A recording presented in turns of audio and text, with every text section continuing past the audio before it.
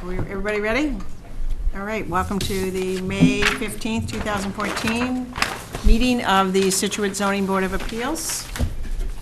Our first application is Gary and Jane McGovern of 12 King Street, requested finding in accordance with MGL Chapter 48, Section 6, to allow the raising and reconstruction of a single-family dwelling on a pre-existing non-conforming single-family lot located at 15 Collier Avenue.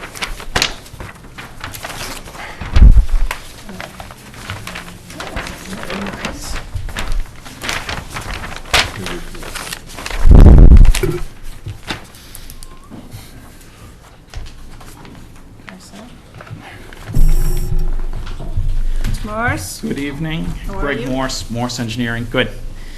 Representing Gary and Jane McGovern tonight, who are not with us, but we have the architect as well, Jack Fitzgerald, who is here. Any architectural questions will be directed to him. We're seeking a Section 6 finding to allow the raising and rebuilding of a single-family home at the McGovern's property located at 15 Collier Ave in the Minot neighborhood. The existing property is shown on the site plan that we submitted. Consists of 8,221 square feet of lot area. It's entirely upland. There is no floodplain on the project. The lot was created in 1891. It's located in the Residence R3 zoning district. It abuts residential properties all the way around, either fronting on Grasshopper or Collier Ave. The existing house, which is shown on the plan, was constructed in 1900 per the assessor's records. It's approximately 1,944 square feet, cottage-style house. The lot itself is non-conforming with respect to frontage. It has 50 feet of frontage on Collier. In the area, 10,000 is the requirement. This lot, again, has 8,221 square feet. The existing structure is non-conforming with respect to the side yard setback at 2.9 feet, and the width through the dwelling being at 50 feet. What we're proposing here is to raise the existing house and construct a new single-family dwelling in a new detached two-story outbuilding. Both buildings will comply with the side yard, the front yard, and the rear yard setbacks as shown on the plan. Neither building will exceed 2 stories in height. Once constructed, the house, the primary residence, has a gross floor area of approximately 2,512 square feet. Surrounding the property, we did an average of the 5 properties abutting in within 50 feet. The average floor area in this section of town is 2,578 square feet, so we're even below the average of the 5 properties within 50 feet of this boundary. For those reasons, we think the board can make a determination that this is an existing non-conforming structure and lot, and secondly, that the structure will not be substantially more detrimental to the neighborhood as it complies with the setbacks of the zoning district, and the size is similar to properties abutting. Okay. The only question I had, and it's perhaps a question for Neil, I was concerned about these 2-story garage. We met that before. What's the purpose of is that going to have plumbing and stuff in it? It's going to have a bathroom in it. It's proposed as a yoga studio on the 2nd floor. It's not meant to be living quarters, but it will have plumbing. So it will not have a kitchen? It will not have a kitchen. So that was only my big concern, is that it would be, at some point, somebody might try to turn it into a studio apartment.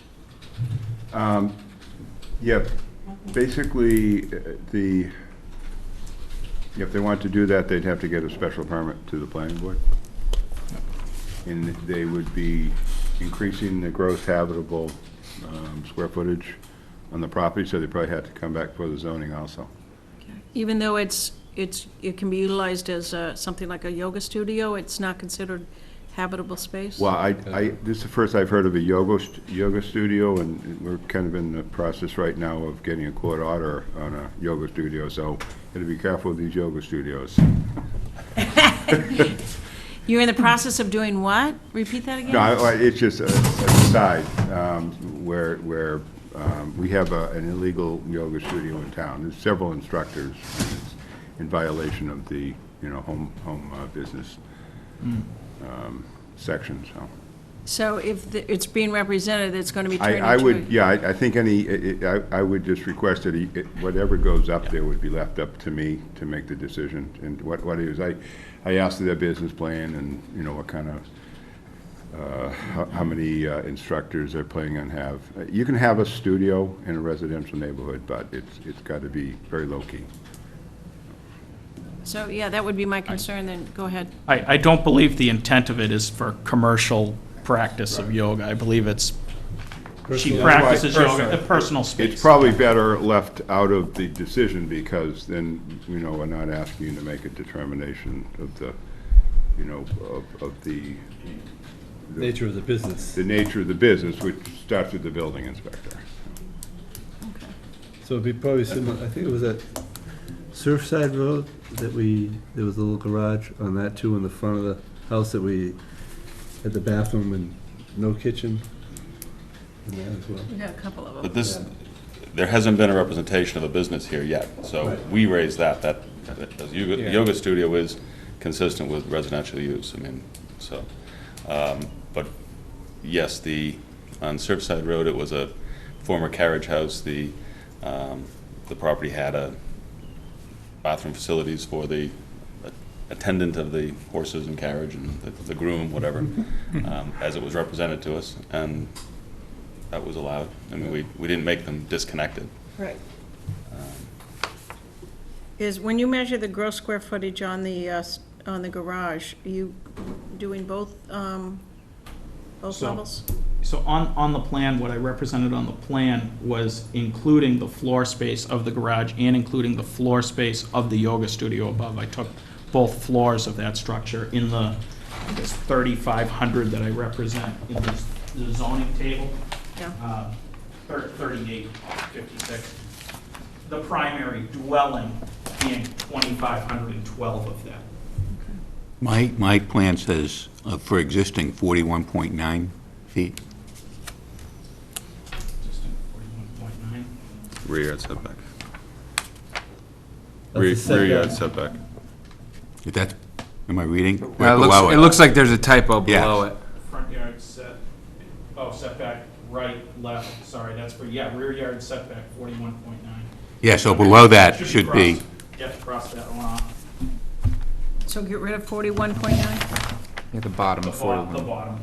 Oh, okay. The existing is 1944. is 1944.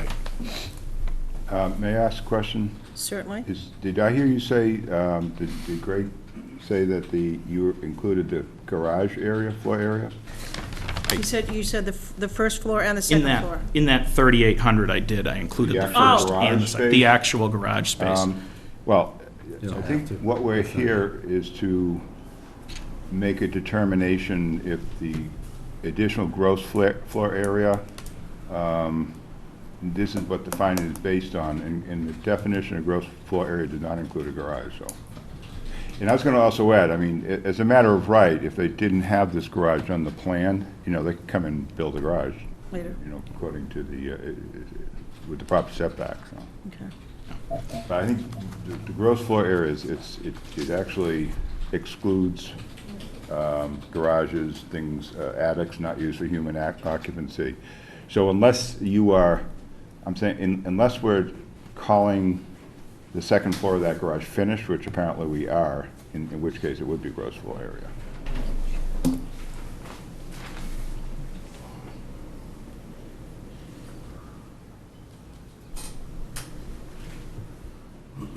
And the gross floor area that you're referring to is just the top of the garage, not the, Yeah, it's pretty much areas occupied, for areas for human occupancy, other than cellars, unfinished attics. And that would, a garage is not used for human occupancy. So, So that would change. 672 feet come off the top. right, so it ends up yielding 3,216 between the house and the second floor of the garage only. Can you just submit a revised plan to, Sure. just for clarity? And then probably want to take it off that. Okay. Well, obviously, everything's within the setbacks. Correct. And moving it forward, I saw it today, it's way far back on the property line, so that'll be nice. Anybody on the board have questions? Frank or Ed? The percentage increase. Okay, and have you figured that out?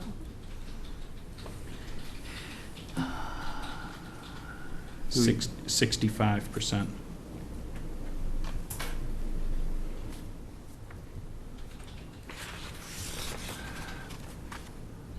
Okay.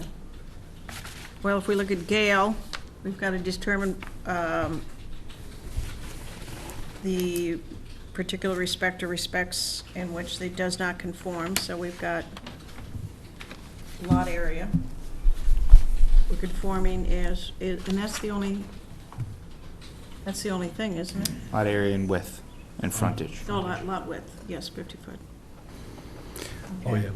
And we're not increasing any of that. Reducing existing nonconformities, We're reducing existing nonconformity. setbacks. Significantly, Setbacks are all within yeah. regulation. So, seems It's to all, me, it's not in the, it's all uplands. Yep. There's no, Correct. it'll certainly be a nice, this is lovely. I don't know if anybody Yeah. wants to see this up close. This is the proposed structure. Anybody from the audience wish to be heard on this application? Okay, if there's no further comments for the board, do we have a motion? Do we want to include in our decision that the area above, the finished area above the garage will not be used for residential purposes or for, Is that a good way to Not phrase or it? will be. I was gonna say, yeah, the finished portion above the garage may be used in compliance with the use section of the residential bylaw. okay? Yeah, I think if we just reference Yeah, that, that's gonna because be. you can our- have a workroom, you can have an office, you can have a number of things out there, so, you're right. I mean, Probably need to get even that. if we don't if we don't have to mention that, those are still the rules. They have to continue to comply with the Right. use regulations. And as Neil pointed out, if this was simply a raise and reconstruct on the property, on the Yeah. home, we wouldn't even be discussing it, and they can come back and build it later. Yeah.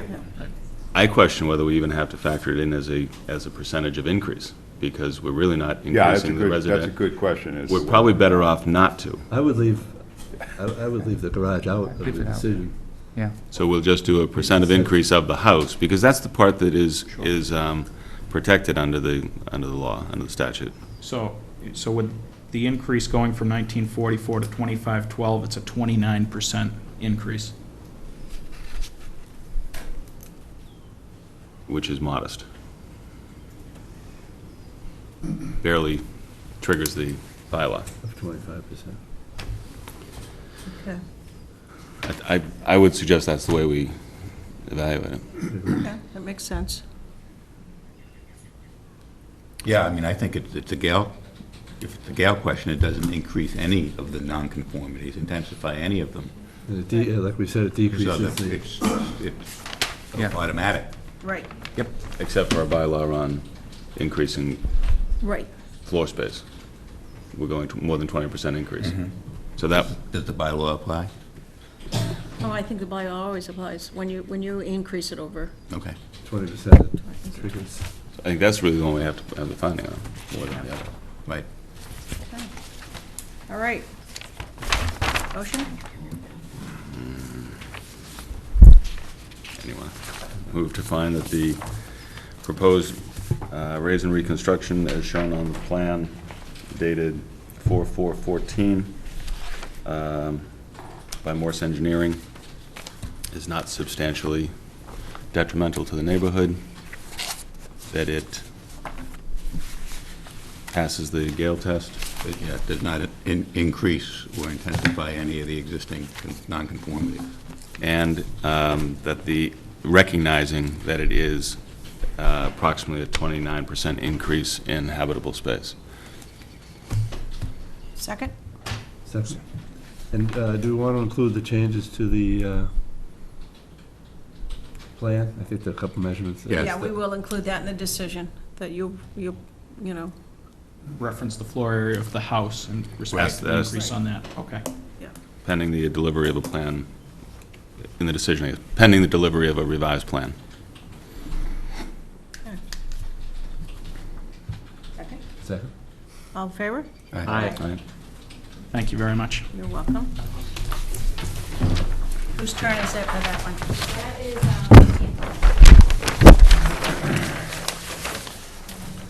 That is,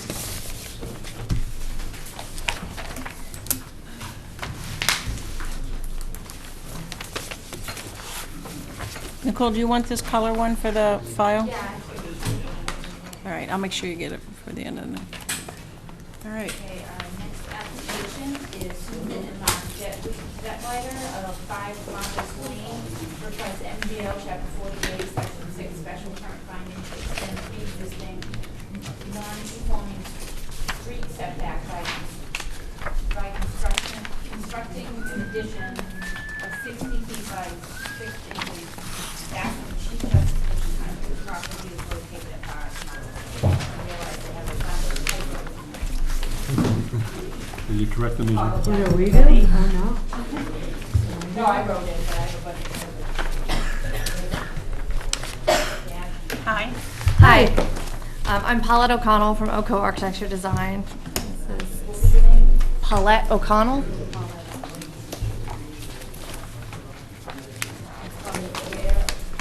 Oco, O-C-O, Architecture.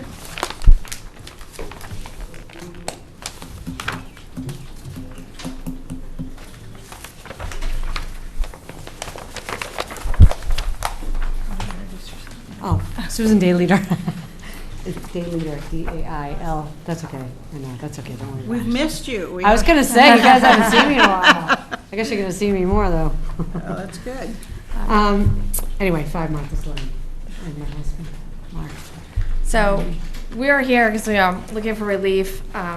The home was built in 1956 before the Chief Justice Cushing Highway State 100-foot setback was put into effect. So the existing home is actually non-conforming. It's about, the original house is about 71 and a half feet from the highway. And in 2004, they were granted a variance in which a new two-car garage was added, and that is 51 feet from the highway. Not a variance. Variance special permit. They didn't get a variance, I don't think. We did? There's a special That permit was a finding. special permit. Oh. Yeah, Sorry. special permit. What's the difference? Huge difference. Oh, okay. Right. I was thinking, how did you get a variance? All right, sorry. I was. No, we don't. Special permit I will finding. change that here, a special permit in 2004 to build a car garage. So currently, the idea is that they have a small, if you can look at the photographs, a small covered entry to the front, which they want to enclose to add additional closet space, some laundry space, and a new entry into the home. And in doing that, they thought it'd be a great idea, since they're already expanding the footprint, to put a bathroom up above. So the bathroom's actually forcing the dimensions that we have going on here, which is about 6'6" by 12. And then the idea is just to add another small portico, which is 3'6" upon that, just to have a covered entry at the front door.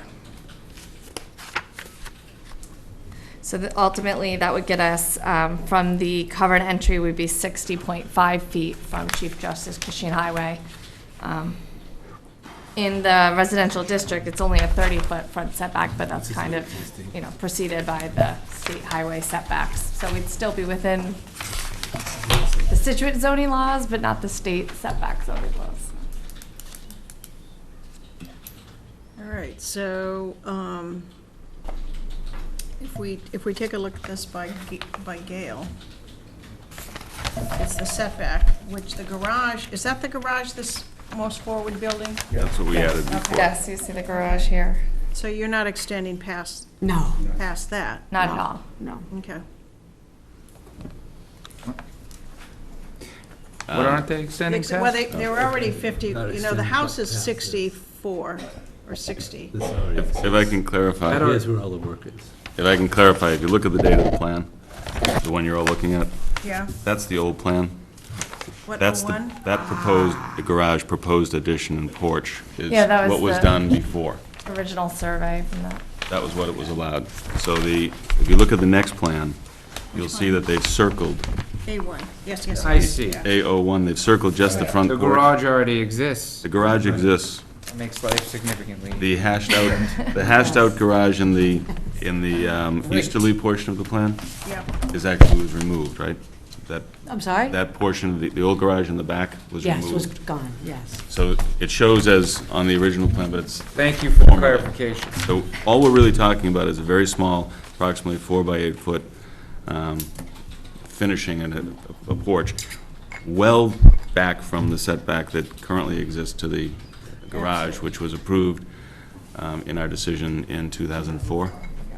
In addition to that, it's already, part of it is already covered with a roof. Yes, so So it's even, all we're really talking about is the addition of the little teeny portico. right. Yeah, Rest it's of it- about the rest of it could be done. 5.5 feet and a little bit wider, so yeah, it's not too much of a footprint difference. It does increase the nonconformity, though. It does increase the nonconformity. Well, but Can we say it's de minimis? you could more so almost say than- that it doesn't because the nonconformity is at 51. True, the Well, nonconformity. that's what I was Yeah, but it's, suggesting. not for the whole length of the property. Well, We that's made certainly that same one call. way to look at it, absolutely. It's not Yes. significant. But even if we were to suggest that it does, you Oh, know, it's pretty small. right, we can, I mean, I feel comfortable with the finding of no substantial detriment. Yeah, I'm with you there. Is that- Either is one, that a- either way you want to look at it. And probably it's the safer way to do it is to consider it an increase, but without substantial detriment. Right. Yeah, I think it's actually unfortunate they're even having to come before us. I know. I know, I'm sorry. But no, it's actually, I kind of enjoy it because we can do something good in the neighborhood. So. Thank you, we I'm appreciate thrilled, I'm that. thrilled to, that you were here tonight, so. Thank you. Does anybody else in the audience have any comments or questions? Okay. Do we have a motion? Motion for a finding that the increase in the nonconformity is not substantially detrimental to the neighborhood. And grant the special permit. I And think to you have to grant- do, one, find that it does increase the nonconformity. Right. And then two, then it's not, that it is not a substantial. Motion to one, find that it does increase the nonconformity. Also a motion to find that it is not substantially more detrimental to the neighborhood and that the requested special permit should be granted. Second. All in favor? Aye. Aye. Thank you. Thank you. Welcome. We Congratulations, good luck. appreciate it. Thank you very much. Thank you. You know what they probably did? They probably had, they did have it. Nice to see you.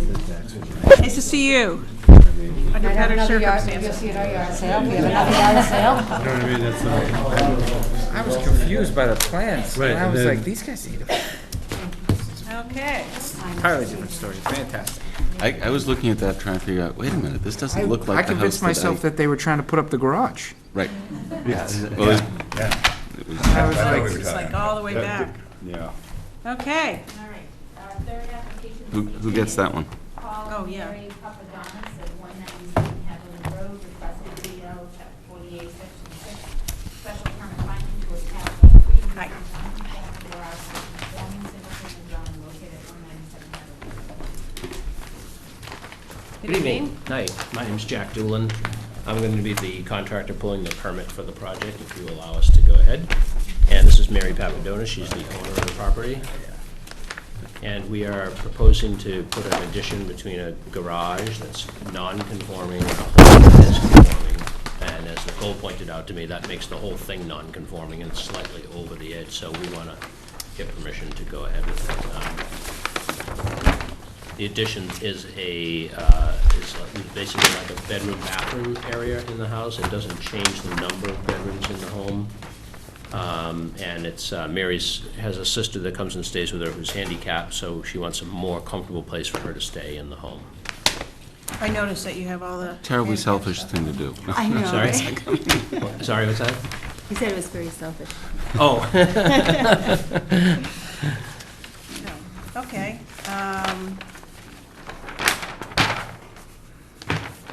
Does anybody have any questions? Just one, what is the current setback of the garage, do you know? On that side is, I believe that's 8 foot in that area of town. Oh, On the side. On the side. Well, I know it's 8 feet, but I don't know how far it encroaching. goes into it. Oh, how far is the garage over that? Yes. Yeah, it's about 17 inches. It's more than 17 inches Yeah. on the plan. That's what I had a discussion with the architect, and he seemed to think it was about 17 inches over. It might be, If that's the case, Might the be more. plan is way off, because if it's 8 feet, So it would be 6 looks more like. foot 7 maybe 2. inches? Yeah, okay, yeah. Well, even the plan shows it like 2 feet. That's what I think, Yeah. 17 inches. Oh, yeah. That's All right. not that- I'm just curious. yeah. Okay. And you're gonna do some new landscaping in the front there? Yes, yeah. Yeah. Landscaping up, yeah. I went by it today, it's a beautifully landscaped and maintained house. My concern with looking at it is just a visual thing, but obviously nobody else cares, so. And I can tell that you care, so I think it's kind of visually gonna be pretty wide, but I, trust that you're gonna do something to the landscaping to kind of break that up, because it is got a big wide sweep to it, but Yeah, it's gonna your be very landscaping and the exterior structure of the house is beautifully maintained and beautifully designed, so. Yeah, well, it's very nicely done, and I'm sure this will be lovely too, so. And the garage needs a little re-siding and. Yeah, it does, it doesn't quite match. Not quite. Color-wise even, so, it'll be good. Neil, do you have any questions, or, Nope. okay, anybody else on the board? We have a motion? What? So we're actually We have to find that it Creating increases, the non- we have to find that it increases, it creates a nonconformity, Yes, actually. it creates a non-conformity. Why does it create a nonconformity? Because right now, the garage is non-conforming, but it's not part of the house, so it's not part of the protected. That's why they're here. Oh, yeah. Oh. If I could speak to this just a little bit. Yeah, I researched the permit record on this because I was attempting to determine if the garage had in fact been built prior to zoning. This lot, the house and lot was built prior to zoning. The lot conforms, everything, 10,000 square feet, the house conforms. So the garage, and I couldn't find any record, well, other than the original records, that I believe they were both built together. And then the two builders and former builders on the board, I think, will agree with me. I took a look at the door into the garage, that's definitely 50s style. Yeah.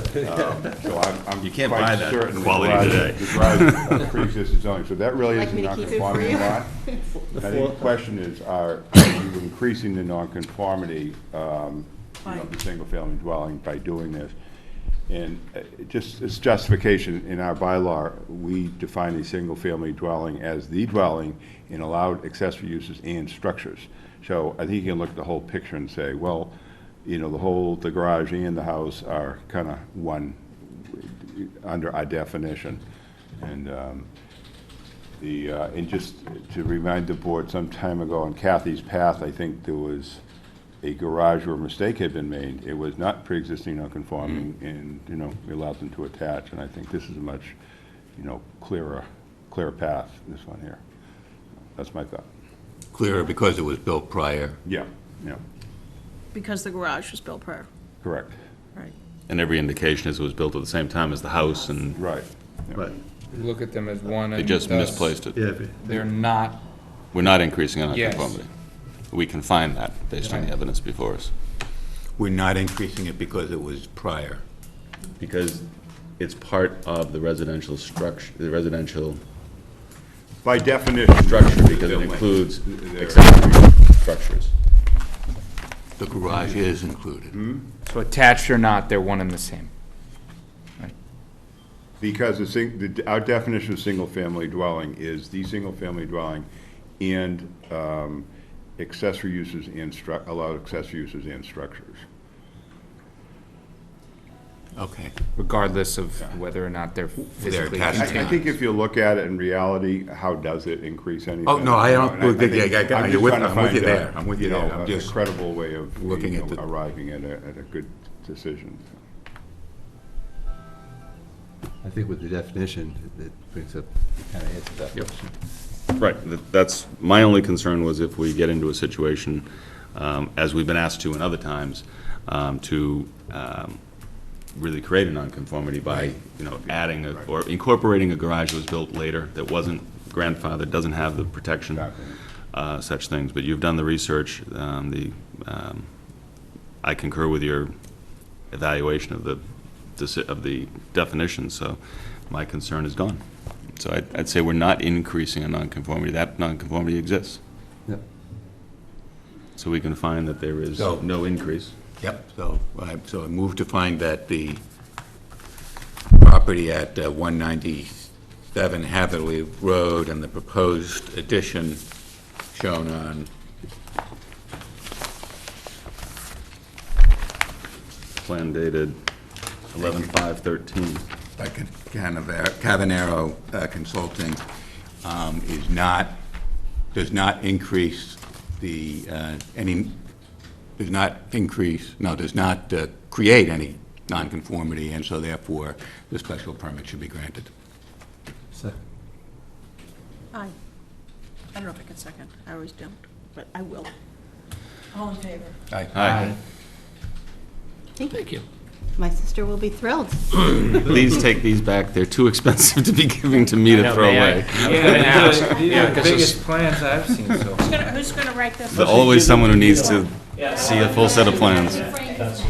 I'll keep this if I may, just because I owe I Frank. made some notes on it. Okay, so you want to write it? Yeah, Oh, you so owe me? I'll do that. Oh, I better keep, yeah, you know what, I need one, just for, oh, actually, I could use yours and then give it back to you. 10 copies, so. Yeah, I just need Yeah, one. you're gonna write that. All right, yeah. Okay. Frank, I'm taking that. You're welcome. Thank You you. next. I Yeah, didn't, that's I what- wouldn't. I don't care. It wasn't that bad. Getting around and replacing everything eventually. Yeah, that was a sure sign.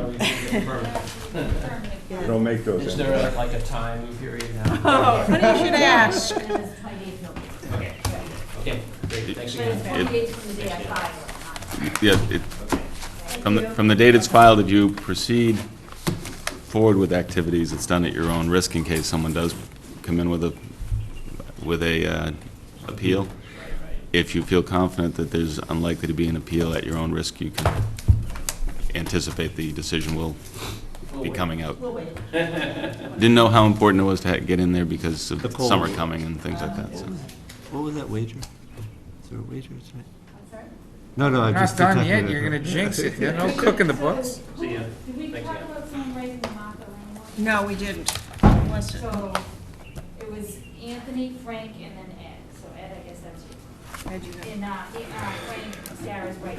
Right. You want me to just take Martha Lane too? I gotta go in there. You're wrapping up school. It would be lovely if you could. Let's do it. I'd appreciate it. Wow. Wow, the generosity. All in favor of cooperation. All right, so the next on the agenda is the rules and regs, right? All right, so this is what I want to propose on that. I think when I was looking at them, and what I did was I tried to find other towns' rules and regs, and about the only one I could pull up was Cohasset. And Cohasset has really an extensive rules and regs that kind of covers everything. And so what I would like to throw out there is if between now and the next meeting, people could review Cohasset? Cohasset and decide, we have to, I think conceptually, we have to decide, do we like our two-page very little, or do we want to extend it to something very big? And that's all I would like to discuss this evening, so we. Okay. What are we talking about, our two-page? Rules and regulations for submissions to the board. Yeah. Oh, It doesn't just for cover a lot. applications. It doesn't have a lot, it doesn't cover a Right. lot. Not saying that they're not, there's not other stuff, but Are we- Bassett kind of puts everything in one document, and maybe too much, I don't know, but, so I just, Sure, I hear you. philosophically, do you think we should Yeah. have something that is more extensive? Are we running into a common issue that someone's running afoul of? No, I think the one question you had was just maybe a submittal of information yeah, a certain amount of time before the meeting. right. So it doesn't arrive the day of. Sure. You know. But besides that, I think, again, the question is, do we want to really change our rules and regs to cover something more inclusive, but. Where did you that's come going on. across those, Sarah? Huh? Where did you come across those? When? Where? Online? Oh, really? Okay. Yeah, most of them weren't online. I tried to look up Marshfield and Plymouth. Wally Arcan probably put those together, and he No, was, did he? no, I don't know. No, No, this is our Cohasset. original. No, I'm talking about, you have citrus there also, though. We changed them when Peter Moran was the chair. No, Peter I think it was Moran Al, wrote them. Al. Well, Peter Moran wrote them, and Oh, then did the he? board, he All was right. on the board, and then you guys all voted to accept them back in 2008, I think. Wally did the 40B ones. We didn't change the 40B, right? No, Yeah. they did change the 40B one too. Are you talking about the 40B or just a regular set? Just No, the regular. 40B, several pages long. Yeah. Yeah, When- so they voted, they changed both the 40B and that back in Did they really? 2008. Yeah, I looked it up, and she asked me for it. Yeah, this was, All yeah. right. So- I missed that meeting. So I move to continue the was missing. discussion on this topic so that Sarah can circulate the Cohasset. I will do that. And if- Yeah. If Neil can find some other ones, I'm happy to look at them. Okay. I think the only, before we, if I may discuss the motion. It's okay. Presuming it's been seconded, but, It has been. I would just like to, if we have anything we've identified as an issue, let's try to, comment on that so we can then try to resolve it. I know as you said, Timing. John, the timing can be a problem. We've sometimes had last-minute submissions which have forced us to continue a meeting that might otherwise have been able to resolve in the night we opened it, or the night we're already continuing. So timing, I can see is an issue. I'd ask Nicole and Neil if they have any experience of issues that need to be resolved by changing the rules. But other than that, if it ain't broke, don't fix it. It's simpler, fewer pages to read. I know when I start reading some of these 7, Sometimes it 8, makes 9, it 10 easier. pages, I get so bored I don't get the part that I need to know. Yeah, sometimes it makes it easier for the applicant too, so, okay, let's kind of. Right, but I think we Yeah, need to lay have out one what the document where they can expectations get a lot of questions answered. I mean, for me, it doesn't matter to me whatever the board wants, but since you asked, it would be easier for me with a time limit on submissions. Because sometimes people walk in, 5 minutes before I'm going home for the day, and I don't even have time to get it to you guys, and I'm working it in. That sounds like a no-brainer. Yeah, Right. that Yeah, I one. think. I think the question is what the time limit's gonna be. Yeah, other than that, that's fine. But if someone were to submit late, we'd still have to take it as a submission, because No, I don't think we wouldn't have to act on it that night, but we'd have to accept it eventually. I think, yeah, until you close the hearing, I think you have to. Well, can't we put in the rules that if they submit after our deadline, that then they're submitting and moving their application to the next meeting? We could say may, move the No, application. it might be something that we would just want to look at. I mean, we could look at it if it's not that complicated. Right. Right. We make the decision as we go ahead. I think the May, that's where the Submissions- May comes in. Submissions made after Yeah. 72 hours prior to the Yeah, the other thing we do, meeting may result in a, not that we want to parrot the planning board, but I think the planning board has a lot of regulations regarding submissions, so, that might just give you a little. Maybe we should look at that. Okay, I haven't Guidance, looked at that, so yeah. I'll look at their rules and regs. Okay. Yeah, I think if we leave it to our discretion, I mean, some of the stuff you want to look at, Yeah, whether it's by the applicant or, an abutter who is in opposition. Yeah, that's the problem with the rules too, and, you know, all of a sudden it's gonna come a situation where, yeah, oh geez, I wish we didn't have this rule. But I Well, really yeah, wanna it's see at our this, and, discretion. You know, I mean- that's why, you don't wanna tie your hands either. It's sort of like, we did it with that application, which one was it, Nicole? Like 2 or 3 meetings ago, right? Yeah. That was the Edward Foster. Edward Yeah, Foster yeah, Road. wetlands issue. Yeah, Perry Mason. We had closed the hearing And then- to, further submissions, but that was, we closed the hearing except for one thing, so that was, Well, I think we did, and then the following meeting, we only had discussion on the one subject. We did. On the missing, or the article, the right. But I would, do. especially for people in opposition, neighbors, presumably they've been notified, they've been noticed. In some cases, someone might be away, the notice comes in last minute, they're scrambling, they're trying to get, well, kind of like the story we got from that neighbor. We were trying to get other people to prepare materials for us to be able to present to you, and that just took time. So I just want to make sure that we keep at the board's discretion and try to avoid, if we can, the need to continue meetings, because obviously everyone's trying to get it done as quickly as possible. There's no reason to continue unnecessarily, because we just end up with a bigger backlog, I would imagine. Now, Nicole, I don't know the answer. Yeah. I don't know the answer to this, but when people get noticed, when they give the abutters list, do they actually send them a copy of the application? No, I send them exactly. Oh, you, oh, I okay. send them the public hearing. I kind of wrap it all into one. Okay. And that's the mailing that they'll get. Well, I'm wondering if we couldn't, at the bottom of those, put like a notice. Please note that all submissions, either in support or in opposition to an application, are due, you know what I mean? Yeah. And that could just become sort of standard format. Because you gotta give people, I think it's fair to give people notice. Yeah. And if, you know, that's part of the notice they get, then that's pretty fair notice to them. Okay, well, I think you made a motion to continue this discussion till next week, month? Month, right, Okay, next hearing. Second, Second. thank you. all in favor? Aye. Okay. Aye. I move to, Motion to adjourn. I move to wish Mrs. Duggan a happy birthday. Second. All Wow. in favor? Official. All in favor? Aye. Happy birthday to you. I'll get home before she goes to sleep. That's right. We're trying to get you out of there, so. Okay, motion to adjourn? Second. All in favor? Aye. Aye. Thank you. Ouch. Love that.